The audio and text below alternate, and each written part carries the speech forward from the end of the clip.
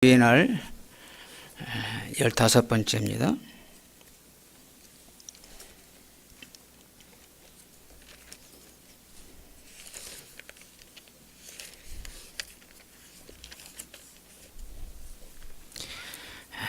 제37문 고난을 받으시고 라고 말할 때에 당신은 무엇을 고백합니까?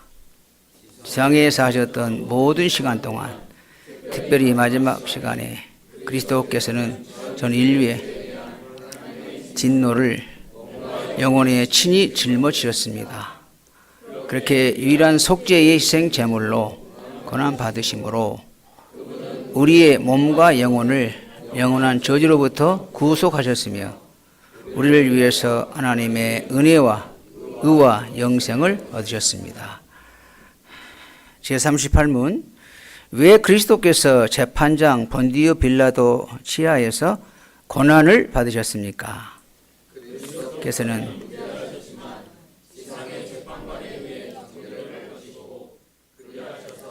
우리 위에 내려진 하나님의 준엄한 심판에서 자유하셨습니다. 제39문 그리스도께서 다른 방법이 아니라 십자가에 못 박혀 죽으신 것은 특별한 의미가 있습니까? 그렇습니다. 십자가에 달려 죽으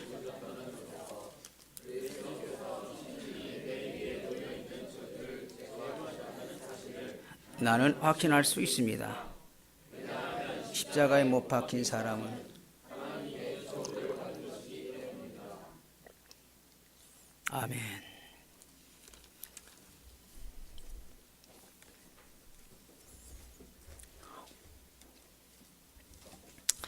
주 안에서 사랑하는 형제 자매 여러분, 십자가는 기독교 신앙의 소중한 상징이 되었습니다. 그리스도의 지속적인 십자가에 못 박힘에 대한 로마 교회의 근본적인 오류를 그리고 있기 때문입니다. 로마 교회는 미사 때마다 그리스도의 몸이 찢겨지며 피가 쏟아진다고 가르칩니다. 교리적으로 로마 교회는 거의 2000년이 지난 지금도 그리스도를 십자가에 매달아 놓습니다. 그들은 그리스도가 전 인류의 죄를 구속하기 위해 십자가에 못 박혀 죽으심으로 우리의 과거의 죄, 현재의 죄, 미래의 죄까지 다 용서해 주셨음에도 불구하고 그것을 부인합니다. 그러하기에 그들이 상징적으로 십자가에 영구적으로 매달려 있는 그리스도를 그려놓는 것은 전혀 놀랄 만한 일이 아닙니다. 예수님께서 십자가에 이렇게 매달려 있는 그러한 형상들을 많이 보지 않습니까? 그래서 저는 십자가가 모욕적이라고 생각합니다. 그러나 십자가, 텅 빈 십자가는 기독교 신앙의 소중한 상징이 됩니다. 십자가는 기독교의 상징이기도 합니다. 왜냐하면 십자가가 복음의 핵심이기 때문입니다. 바울에게 그리스도가 십자가에 못 박히심은 자기 설교의 핵심 메시지였습니다. 바울이 갈라디아 교회에 쓴 편지에서 했던 말씀에 대해서도 생각합니다. 그러나 내게는 우리 주 예수 그리스도의 십자가 외에 결코 자랑할 것이 없으니 그리스도로 말미암아 세상이 나를 대신하여 십자가에 못 박히고 내가 또한 세상에 대하여 그러하니라.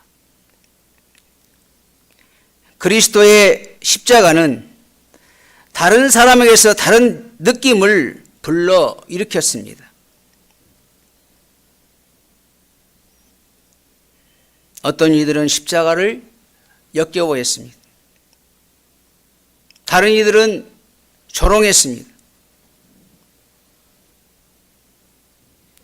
또 다른 이들은 무관심했습니다. 그러나 바울은 그리스도의 십자가를 자랑했습니다. 그는 십자가를 영광스럽게 생각했습니다. 십자가를 즐거워했습니다. 오늘 오후 본 교리 문답은 그리스도의 십자가의 방향을 맞추도록 합니다. 십자가의 의의를 곰곰이 생각하면서 십자가가 어떤 느낌을 불러일으키는지를 우리 마음을 살펴봅시다. 저는 다음과 같은 제목으로 복음을 여러분에게 설교하고자 합니다. 하나님께서 우리 주 예수 그리스도의 십자가 외에 자랑하는 것을 금하십니다. 첫 번째, 십자가는 하나님의 사랑을 드러내기에 기쁨의 원천입니다. 두 번째, 십자가는 심판이 지났기에 평화의 원천입니다. 세 번째, 저주가 제거되었기에 확신의 원천입니다. 첫 번째, 십자가는 하나님의 사랑을 드러내기에 기쁨의 원천입니다. 그리스도가 지상생애 내내 고난받으셨다는 사실은 의심의 여지가 없습니다. 그러나 우리는 그의 지상생애 동안 그의 고난에 대해 많은 것을 알지 못합니다. 성경은 그리스도가 그의 지상생애 사역 동안 견디어내셨던 고난에 주로 초점을 맞춥니다. 이것이 우리가 또한 초점을 맞추게 될 내용입니다. 그리스도께서 지상생애 내내 수많은 사람에게서 보셨던 위선으로 심히 역겨워하셨습니다. 사람들이 하나님께 드리는 예배를 의식적인 행습으로 변질시키고 성전을 강도의 소굴로 변절시키심을 보셨을 때에 분노하셨습니다. 수많은 사람에게서 보셨던 교만, 자존감, 자기 의에 심히 애통해 하셨습니다. 하나님께 드리는 예배가 겸손과 감사의 마음으로부터 하나님을 향한 헌신과 사랑의 진정한 행위이기보다는 외형적이고 습관적이고 의식적인 관여가 되었다는 사실을 혐오스러워 하셨습니다. 그리스도께서 하나님의 백성들이 고통당하는 사람들을 보면서도 냉담하고 무정하게 대하는 태도를 보시면서 슬퍼하셨습니다. 그리스도께서 지상생애 동안 말씀하시고 처신하신 바로 판단해 보면 그분은 크게 고통당하시고 죄의 저주 아래에 많은 사람들이 고통당하는 것을 보셨을 때에 마음은 슬픔으로 몹시 무거웠다는 사실을 볼 수 있습니다.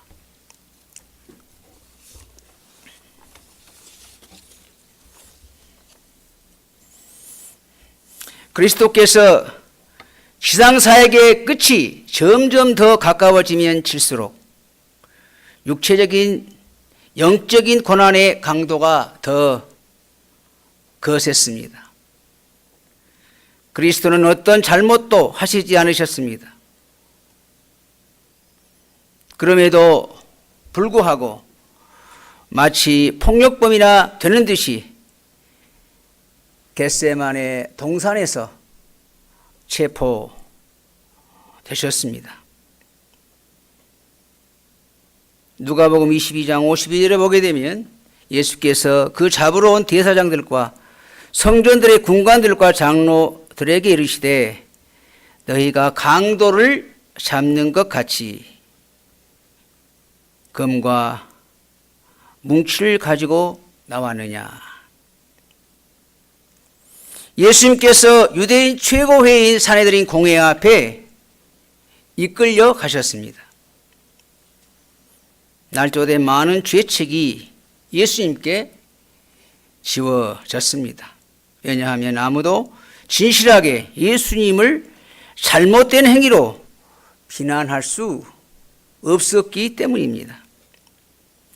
결국 그들은 예수님에게 가장 혐오스러운 것, 즉 자신을 메시아이며 하나님의 아들이며 하나님과 동등하다는 주장을 문제 삼을 수밖에 없었습니다. 대제사장은 예수께 그의 신분에 대해 물었습니다. 예수님은 아주 분명하게 당신이 그리스도시며 하나님의 아들이시라고 밝히셨습니다. 이에 예수의 얼굴에 침뱉으며 주먹으로 치고 손바닥으로 때리며 가로되 그리스도야 우리에게 선지자 노릇을 하라. 너를 친 자가 누구냐 하더라. 마태복음 26장 67절 말씀입니다. 그들이 예수님을 죽이기를 결정하고 난 뒤에 본디오 빌라도에게 데려갔고 빌라도는 그를 헤로데게로 데려갔습니다. 누가복음 23장 11절에 보게 되면 헤롯이 그 군병들과 함께 예수를 업신여기며 희롱하고 빛난 옷을 입혀 빌라도에게 도로 보내니라. 그렇게 말씀하고 있습니다. 빌라도가 차례로 예수님을 조롱했습니다. 병사들이 조롱하고 매로 때렸습니다. 비록 예수님이 무죄하신 것으로 선언하였음에도 불구하고 열광적인 유대인들의 요구를 받아들여졌습니다. 빌라도는 예수님을 십자가에 못 박도록 내주었습니다. 병사들이 예수님을 잡아 그를 이끌어 강압적으로 십자가를 지게 했습니다.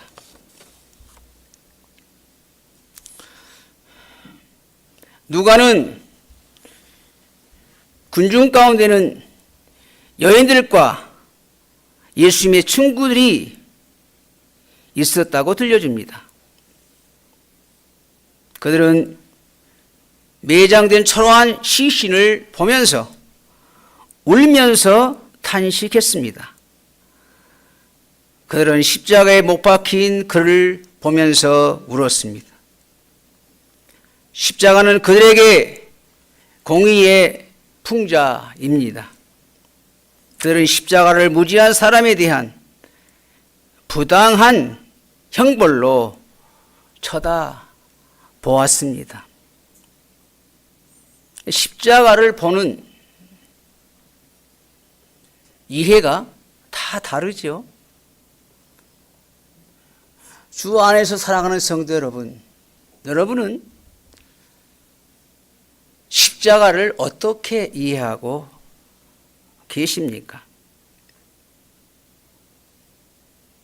여기 서기관과 바리새인들은 예수께서 십자가에 못 박히셨을 때에 못 박힌 예수님 주변을 서성거리면서 힐끗힐끗 쳐다보았습니다. 그리스도의 십자가는 그들에게 악함의 상징이자 하나님의 불쾌하심을 드러내는 상징이었습니다. 십자가는 그들에게 예수님이 하나님의 아들이 아니라는 증거였습니다. 왜냐하면 만일 예수님이 주장한 대로 그가 진짜로 하나님의 아들이었다면 그가 십자가에서 내려올 것이기 때문입니다. 적어도 하나님께서 만일 실제로 그를 즐거워하셨다면 그를 십자가에서 건져내셨을 것입니다. 그러나 그리스도는 십자가에 그대로 매달려 있었습니다. 이는 그가 하나님의 아들이 아니라는 것을 증거하는 것이었습니다. 그가 유약하다는 증거였습니다. 우리 성도님들이 잘 아시는 것과 같이 서기관과 바리새인들은 전문적으로 성경을 연구하는 사람들입니다. 이렇게 이해한단 말이죠. 제가 시작하면서 로마 카톨릭에 대한 얘기를 충분히 말씀을 드리지 못했는데, 예수님이 십자가에 못 박혀 죽으신 것은 일부 죄만 용서해 주시고 일부 죄는 미사를 드리게 될 때에 용서해 준다고 생각하기 때문에 그들은 십자가에 매달린 그리스도를 둔단 말이죠. 십자가에 매달린 그리스도. 그러니까 지금도 유효하다는 것이죠. 그러나 참된 믿음을 믿는 우리는 예수님이 우리의 죄를 위해서 십자가에 못 박혀 죽으시게 될 때에 우리의 과거의 죄, 현재의 죄, 심지어 미래의 죄까지도 다 용서해 주셨다고 하는 확신을 가지고 믿고 있지 않습니까? 그런 점에서 우리가 다시 한번 십자가에 매달린 그리스도보다는 텅 빈 그리스도가 더 큰 의미가 있다는 것을 보게 된단 말이죠. 그러면 그리스도의 제자들은 어떻습니까? 저는 제자들의 태도가 엠마오로 내려가는 두 제자에 의해 잘 기술되었다고 생각합니다. 그들은 낙심했습니다. 십자가가 그들로 하여금 무기력감, 패배감을 안겨주었습니다. 그들의 모든 꿈이 골고다 십자가 위에서 사라져 버렸습니다. 이렇듯 여러분은 그리스도의 십자가가 다른 사람들로부터 다른 감정을 일으킬 수 있다는 것을 봅니다. 사람들이 실제로 그때 일어났던 것이 무엇인지에 대한 무지로 가득 차 있었습니다. 그러나 주님께서 눈을 여셨을 때에 지성의 빛을 비추어 마음을 새롭게 하셨을 때에 십자가는 완전히 다른 반응을 일으켰습니다.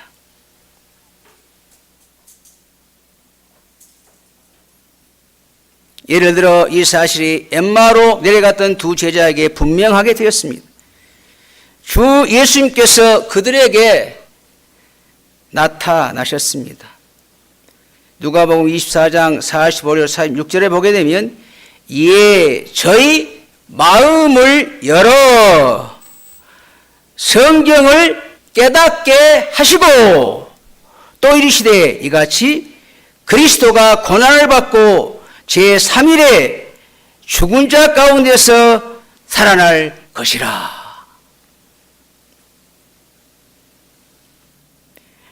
그들의 마음이 열렸을 때 예수님께서 자원에서 죽으셨다는 사실을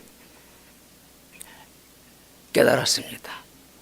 따라서 그들은 왜 그리스도께서 베드로에게 검을 도로 집어 넣으라고 말씀하셨는지를 이해하게 되었습니다. 그들이 예수님이 아버지께 구하여 천사 12영보다 더 많은 영을 보내달라고 기도할 수 있었습니다. 그분은 자원에서 죽으러 가셨습니다. 그는 자신을 제물로 드렸습니다. 예수님이 능력과 권세가 없으셔서 십자가에 매달려 돌아가신 것이 아니라는 것입니다. 자원에서 자기의 백성의 죄를 사해 주시기 위해서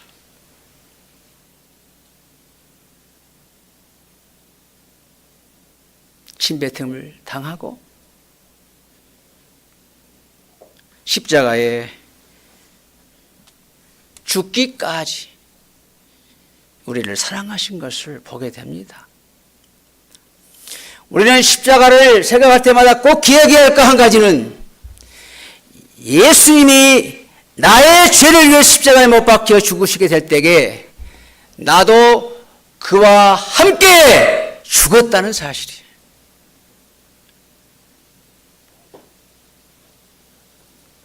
너무너무 중요합니다. 그런 점에서 우리의 몸을 거룩한 산제사로 드리라고 하는 요구를 하시는 거예요. 이제 나의 주인은 네가 아니에요. 나는 그리스도와 함께 죽었어요. 내 안에 계신 주님은 내가 아니고 바로 그리스도이십니다.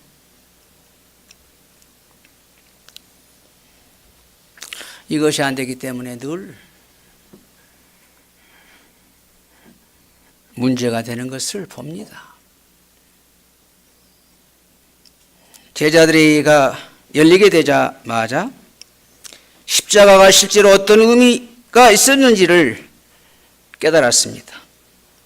십자가는 속죄 제단이었습니다. 우리의 과거의 죄, 우리의 현재의 죄, 우리의 미래의 죄까지도 다 십자가에 못 박혀 죽으심으로 용서해 주셨습니다. 이 위에서 죄를 위한 대속이 치러졌습니다. 훨씬 더 개인적으로 말해서 그들은 십자가가 자신들의 죄에 대한 대속이, 구속이 이루어졌다는 사실을 깨달았습니다. 이들의 이해가 열리게 되자마자 마침내 세례 요한이 예수님에 대해 요한복음 1장 19절에 세상 죄를 지고 가는 어린 양이라 는 말씀의 의미를 알게 되었습니다. 그들은 이사야 선지자가 다음과 같이 기록하면서 나사렛 예수에 대해서 말했던 바를 깨달았습니다. 이사야 선지자가 예수님이 탄생하시기 전 700년 전에 이 예언을 하고 있다는 사실이에요. 우리가 오전에 윤 목사님부터 들은 것과 같이 성경은 성령의 감동을 받은 사람들이 기록한 말씀이기 때문에 하나님의 말씀이 되는 것이고, 그렇기 때문에 우리의 신앙과 생활에 규칙이 될 수 있는 것입니다. 거기 이사야 53장 한번 펴보십시다. 이사야 53장 4절로 7절입니다.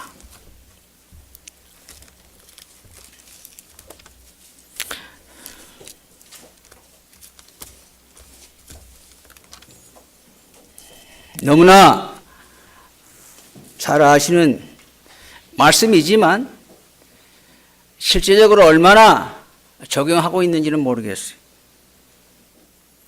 거기 이사야 53장 4절 7절 같이 한번 읽어보십시다. 그는 실로 우리의 질고를 지고 우리의 슬픔을 당하였거늘 우리는 생각하기를 그는 징벌을 받아 하나님께 맞으며 고난을 당한다 하였노라. 그가 찔림은 우리의 허물을 인하며 그가 상함은 우리의 죄악 때문이라. 그가 징계를 받음으로 우리는 평화를 누리고 그가 채찍에 맞음으로 우리는 나음을 받았도다. 우리는 다 양 같아서 그릇 행하여 각기 제 길로 갔거늘 여호와께서는 우리 모두의 죄악을 그에게 담당시키셨도다. 그가 곤욕을 당하여 괴로울 때도 그의 입을 쓰며 마치 끌려가는 어린 양과 털 깎는 자 앞에서 잠잠한 양같이 그의 입을 열지 아니하였도다. 아멘.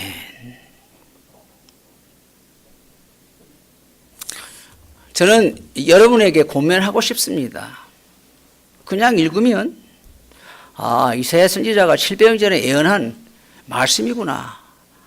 예수님이 십자가의 고통을 당하시고 죽을 것을 말씀하셨구나 라고 이해할 수 있습니다. 그러나 거기 5절 말씀을 내 이름을 넣어서 한번 해보면 예수님이 십자가에 찔림은 최강사미의 허물 때문이요 예수님의 상함은 강사미의 죄악 때문이라. 예수님이 징계를 받음으로 강사미는 평화를 누리고 예수님이 채찍에 맞음으로 강사미는 나음을 받았도다. 이것이 예수님의 이 상함과 예수님의 채찍에 맞으심과 예수님의 이러한 고통이 나와 직접적인 관계가 있다는 사실이에요. 간접적인 관계가 있는 게 아니라는 거죠. 나 때문에 예수님이 찔림을 받으시고 나 때문에 상함을 입으시고 나 때문에 채찍을 맞으시고 나 때문에 십자가에 죽기까지 하시고 피와 물을 다 쏟아 주시기까지 하셨단 말이죠. 십자가를 보고도 아무런 감동이 없다. 한번 생각해 봐야 돼.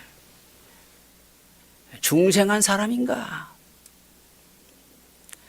살아계신 하나님 아버지를 내가 믿고 의지하고 바라보고 살고 있는가?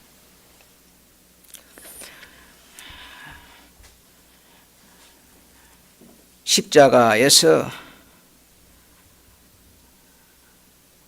그들은 그 당대의 종교 지도자들이 가르쳤던 바대로 자신들의 공로를 토대로나 선행을 통해서 죄값을 치를 수도 없고 하나님의 의에 받아들일 수도 없다는 사실과 대면하게 되었습니다. 십자가에서 그들은 실제와 마주하게 되었습니다. 사람이 자신의 죄값을 지불할 수 없기에 하나님께서 독생자를 보내어 죄값을 지불하셨습니다.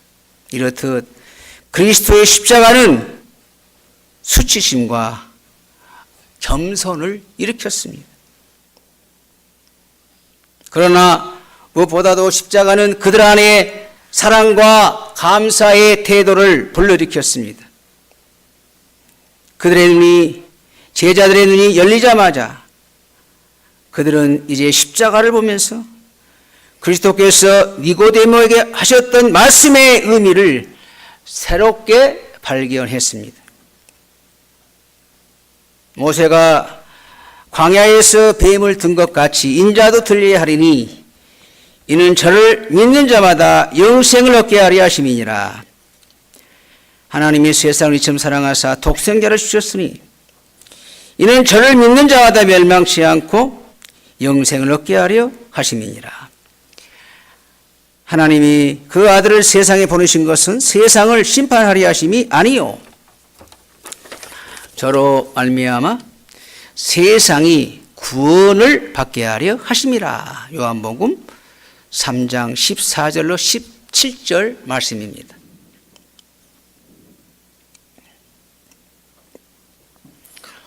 이제 그들은 구세주의 심오한 사랑을 이해했습니다. 왜냐하면 예수님께서 친히 사람이 친구를 위하여 자기 목숨을 버리면 이에서 더 큰 사랑이 없느니라고 말씀하셨기 때문입니다. 이것이 십자가가 그들에게 되었던 바입니다. 십자가가 하나님의 사랑의 상징이 되었고 하나님의 긍휼의 상징이 되었고 하나님의 은혜의 상징이 되었고 우리들의 구원의 상징이 되었습니다. 바울의 설교에서 십자가가 그토록 중요하게 된 것은 전혀 이상한 일이 아닙니다. 바울은 고린도 교회를 향해 다음과 같이 쓴 것은 전혀 이상하지 않습니다.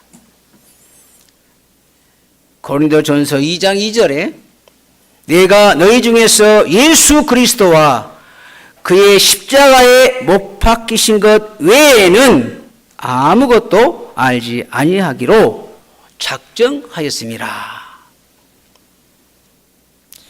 바울이 갈라디아 교인들에게 다음과 같이 기록한 것도 전혀 놀랄 만한 일이 아닙니다. 갈라디아서 6장 14절에 그러나 내게는 우리 주 예수 그리스도의 십자가 외에 결코 자랑할 것이 없느니라. 십자가가 바울에게 가장 소중한 것이 되었습니다. 결코 이상하지 않습니다. 사랑하는 성도 여러분, 여러분도 십자가가 중요한 의미가 있습니까? 비록 바울은 자신이 한때 의인이며 하나님 나라 율법을 잘 지키는 사람이며 하나님의 은혜와 복을 받기에 합당하다고 생각했다고 할지라도 말입니다. 바울의 눈이 열렸을 때에 죄인 중에 괴수며 정죄받기에 합당한 사람이라는 사실을 깨달았습니다.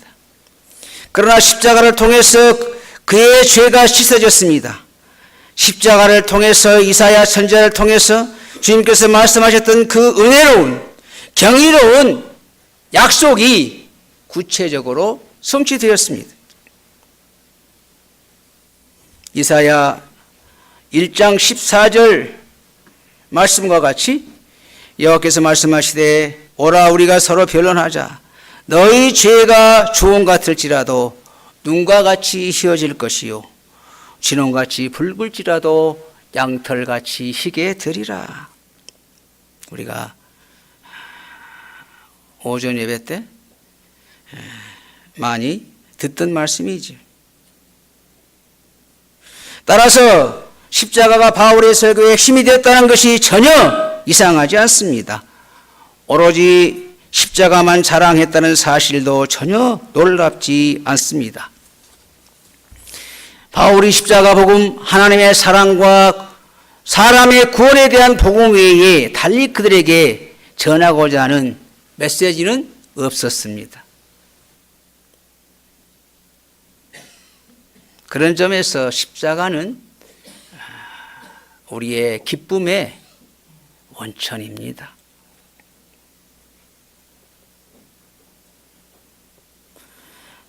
두 번째로 십자가는 심판이 지났기에 평화의 원천입니다. 성경은 이렇게 말합니다. 고린도후서 5장 10절에 이는 우리가 다 반드시 그리스도의 심판대 앞에 드러나 각각 선악간에 그 몸으로 행한 것을 따라 받으려 함이라. 이제 성경은 모든 사람을 죄와 하나님의 가중한 진노 아래 가둡니다. 기록한 바 위는 없나니 하나도 없으며 깨달은 자도 없고 하나님을 찾는 자도 없고 다 치우쳐 한 가지로 무익하게 되고 선을 행하는 자는 없나니 하나도 없도다. 로마서 3장 10절 12절 말씀에 모든 사람이 다 죄인인 것을 우리에게 증거해 주고 있습니다. 여호와께서 사람의 죄악이 세상의 가장함과 그의 마음의 생각의 모든 계획이 항상 악할 뿐임을 보시니라. 창세기 6장 5절에 나와 있지 않습니까? 심지어 마음이 가장 바른 사람조차도 자신이 부정하다고 고백할 것이며 자신의 최선의 행위조차도 누더기에 불과하다고 고백하게 될 것입니다. 주께서 죄악을 감찰하신다면 누가 주 앞에 서겠습니까? 죄인이 살아계신 하나님의 장중에 떨어지는 것은 두려운 일입니다. 죄인에게는 가공할 만한 심판만, 영원히 그를 삼킬 격렬한 진노만 예상할 수밖에 없습니다. 왜냐하면 주 하나님께서 소멸하신 불이시며 질투하는 하나님이시기 때문입니다. 심판날에 누가 능히 그 분노하심 앞에 서며 누가 능히 그 진노를 감당하랴. 그 진노를 불처럼 쏟으시니 그를 인하여 바위들이 깨어지는도다. 나훔 1장 6절 말씀. 죄인들이 하나님의 진노의 포도주를 들이마시게 될 것입니다. 그의 분노의 잔에 가득 부어졌습니다. 그들은 거룩한 천사들과 어린 양 앞에서 불과 유황으로 고통을 당하게 될 것입니다. 그들의 고통의 연기가 영원토록 피어오를 것입니다. 쉼이 없을 것입니다. 주께서 말씀하시기를 악인에게는 쉼도 없고 평안도 없다. 이사야 48장 22절에서 말씀합니다. 그러나 믿음의 팔을 펴서 예수님을 구세주로 받아들이는 죄인은 십자가가 그들의 평안의 원천임을 알게 됩니다. 십자가에서 그들의 영혼이 쉼을 얻을 것입니다. 왜냐하면 믿는 자들은 그리스도와 더불어 십자가에 못 박혔기 때문입니다. 그들은 이미 자신들의 죄의 벌을 받았기 때문입니다. 그들의 심판은 지나갔습니다. 그들의 벌도 지나갔습니다. 신자들은 이미 그리스도 안에서 심판을 받았습니다. 그러하기에 그들은 임박한 마지막 날에 아무것도 두려워하지 않습니다.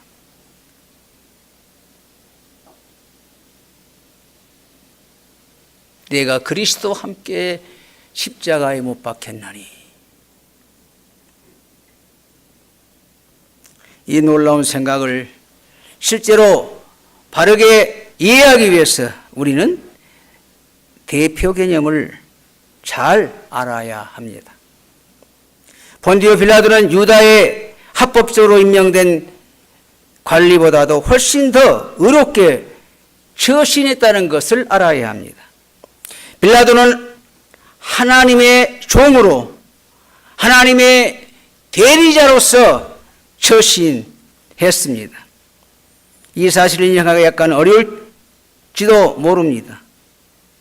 특별히 우리가 빌라도의 재판이 참으로 부패했다는 사실을 생각할 때 말입니다.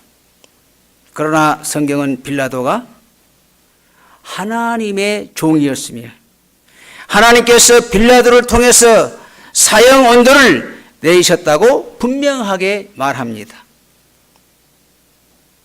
그래서 바울은 로마서 13장에서 다음과 같이 썼습니다. 각 사람 위에 있는 권세들에게 굴복하라. 권세는 하나님께로 나지 않음이 없나니 모든 권세는 다 하나님의 정하신 바라. 그는 하나님의 사자가 되어 내게 선을 이루는 자니라. 그러나 내가 악을 행하거든 두려워하라. 그가 공연히 칼을 가지지 아니하였으니 곧 하나님의 사자가 되어 악을 행하는 자에게 진노하심을 위하여 부응하는 자니라. 로마서 13장 1절 4절에 그렇게 말씀하고 있습니다.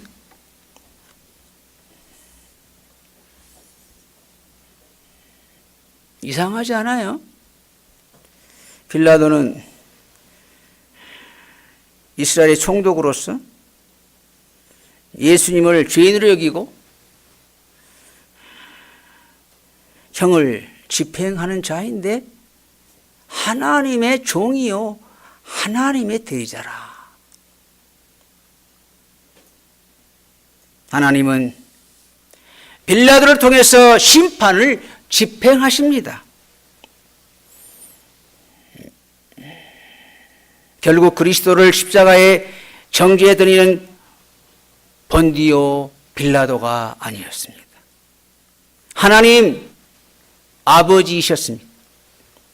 하나님께서 그리스도를 지상에서 지옥을 당하도록 정죄하셨습니다. 이제 우리 역시 그리스도의 대리자로 간주해야만 합니다. 그리스도는 자기 죄 때문에 하나님의 진노를 당하시지 않았습니다. 왜냐하면 그는 아무 잘못도 없기 때문입니다. 그러나 하나님은 그를 죄를 알지 못하는 자를 죄로 삼으셨습니다. 하나님은 그리스도 위에 우리의 허물을 얹히셨습니다. 그는 하나님이 지명하신 우리의 대리자였습니다. 그가 행하신 모든 것은 우리를 대신해서 그분이 행하신 것입니다. 믿음으로 그리스도에게 붙여있는 우리는 그분 안에서 접붙임을 받았습니다. 그래서 우리는 그리스도 안에 있습니다. 이 그리스도 안에 있다, 이 말씀이 굉장히 중요한 의미가 있습니다.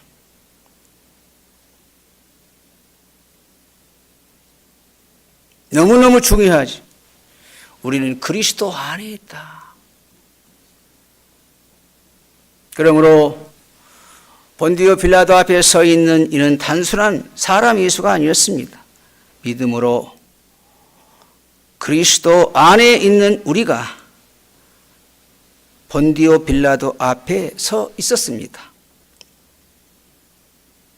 빌라도가 어떤 사람인지를 기억하십시오. 빌라도는 하나님의 종이자 하나님의 대리자였습니다. 그날에 약 2000년 전에 우리가 하나님의 심판대 앞에 섰습니다.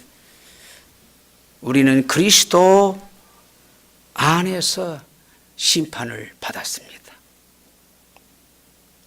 그래서 바울이 로마서 6장에서 우리가 그리스도와 함께 십자가에 못 박혔다고 기록합니다. 우리는 그리스도와 더불어 고난 받고 함께 죽었습니다. 믿음을 통해서 우리는 그리스도에게 가담했습니다.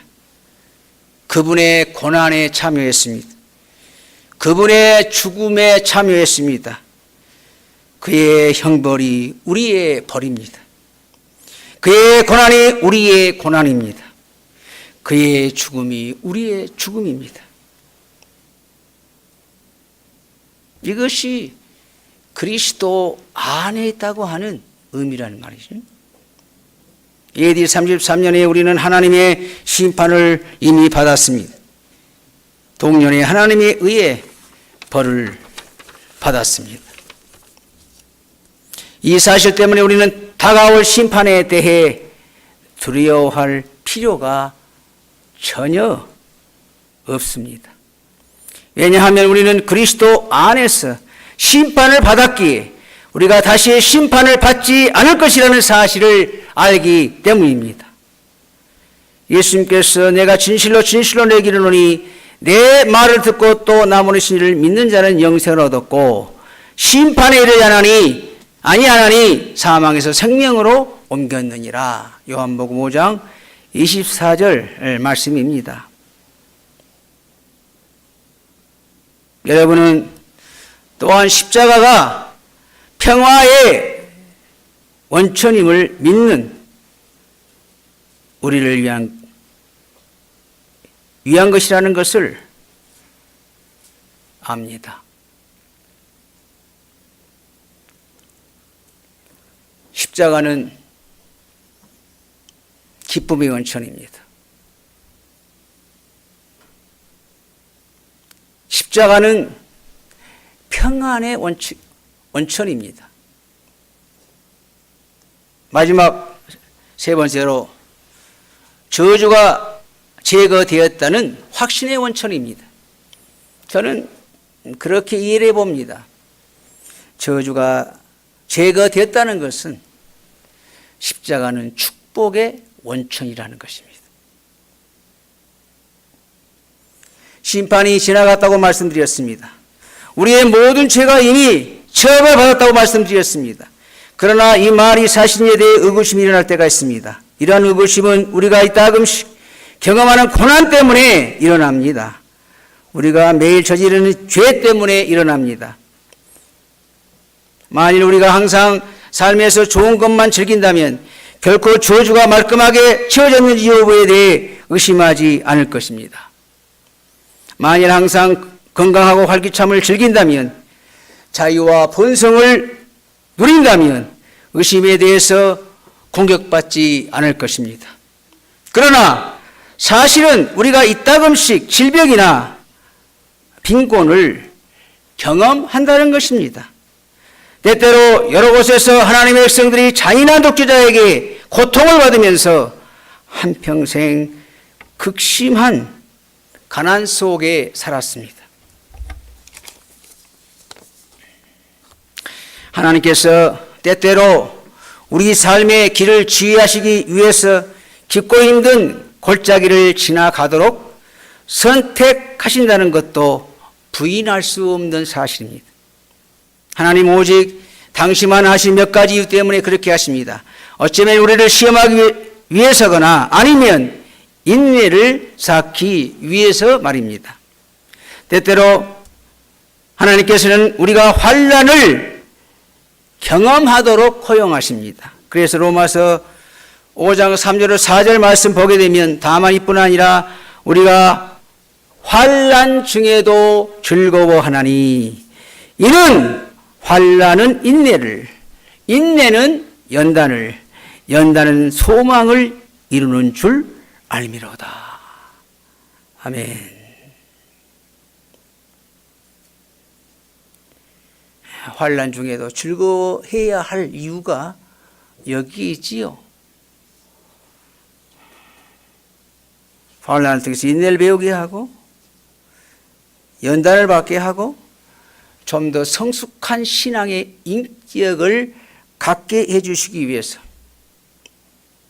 환난과 어려움과 때로는 질병을 주신다는 거죠.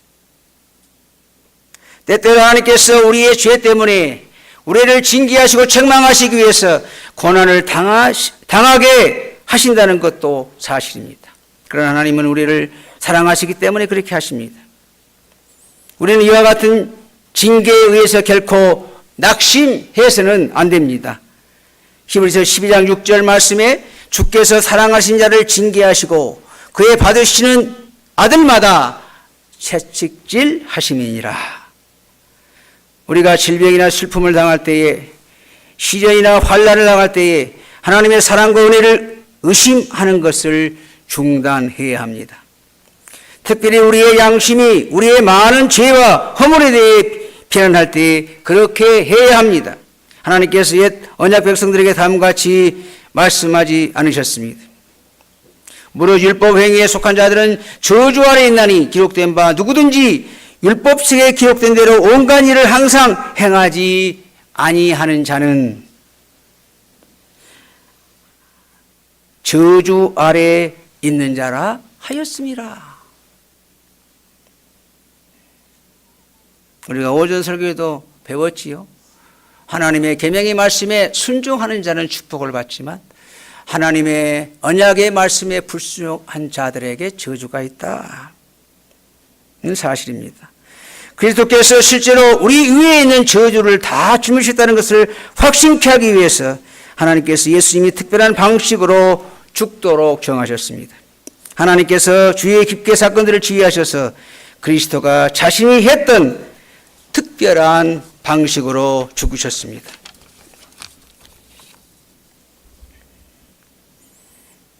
예수님의 지상생애 동안 유대인들이 예수님을 죽이기 위해서 여러 번 시도했습니다. 한 번은 예수님이 공생의 사역을 시작하실 즈음에 고향 나사렛에서 나사렛 사람들이 일어나 동네 밖으로 쫓아내어 그 동네가 건설된 산 남떨어지로 끌고 가서 밀쳐 떨어뜨리고자 했습니다.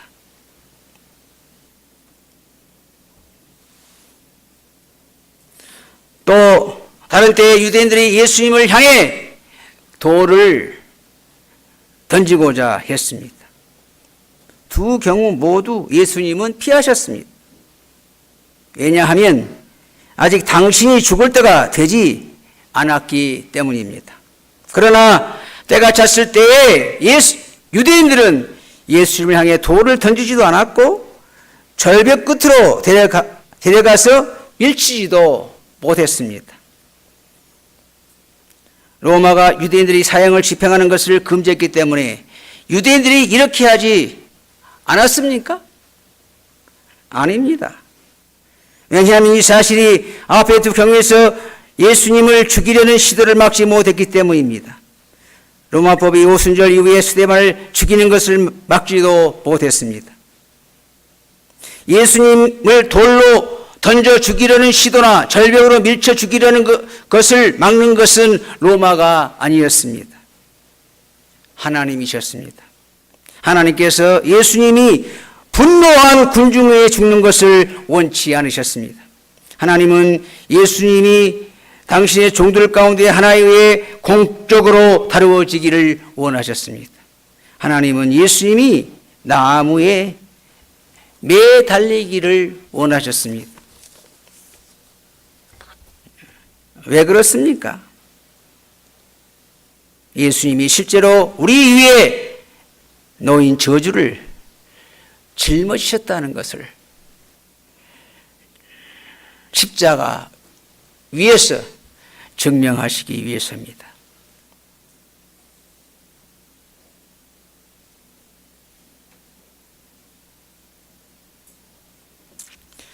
영감받는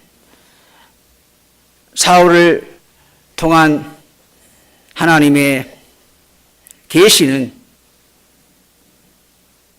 십자가에 못 박혀 예수님이 하나님으로부터 저주를 받았기 때문입니다. 그래서 갈라디아 3장 13절에서 바울은 그리스도께서 우리를 위하여 저주를 받은 바 되사 율법의 저주 위에서 우리를 속량하셨으니 기록된 바 나무에 달린 자마다 저주 아래 있는 자라 하였음이라 라고 썼습니다.